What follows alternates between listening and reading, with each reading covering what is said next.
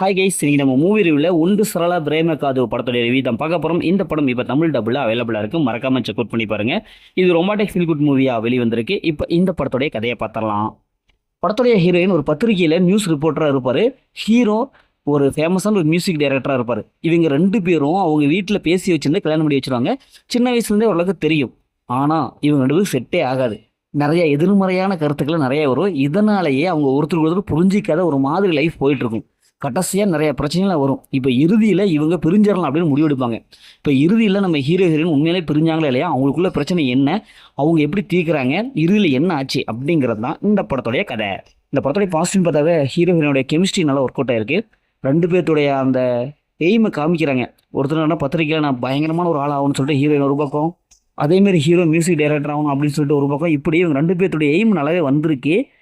படத்தில் அந்த romantic person நல்லாவே இருக்குது. அதேமாதிரி ரெண்டு சண்டை போடுவாங்க. எதுக்காக சண்டை போடுறாங்க அப்படிங்கிறது நல்லா நீட்டாக காமிச்சிருக்காங்க. இவங்க ரெண்டு பேர்த்த ஃபாலோ பண்ண அந்த படத்தை பார்த்து முடிச்சிடலாம். பொதுவாகவே ஒரு கல்யாண லைஃப்பில் ரெண்டு பேரும் நல்லா கெமிஸ்ட்ரி இருக்கணும். அது இல்லைன்னா அவங்க லைஃப் இப்படி தான் இருக்கும் அப்படிங்கிற கருத்தை இந்த படத்தோட டைரக்டர் சொல்லியிருக்காரு.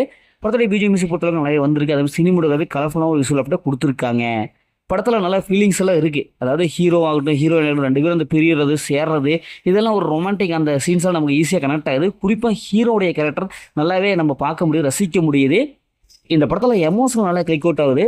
அந்த ஹீரோயினுக்கு உள்ள அந்த எமோஷனல் ஆகட்டும் நம்ம ஈஸியாக நம்ம பார்க்க முடியும். டக்குன்னு பார்க்குற மாதிரி இருக்குது. நம்ம கூட ஈஸியாக அப்படியே கனெக்ட் ஆகுது. படத்துடைய மைனஸ்ன்னு பார்த்தாவே ஒரு சில கட்சியில் ரொம்ப ஸ்லோவாக போகிற மாதிரி இருக்குது.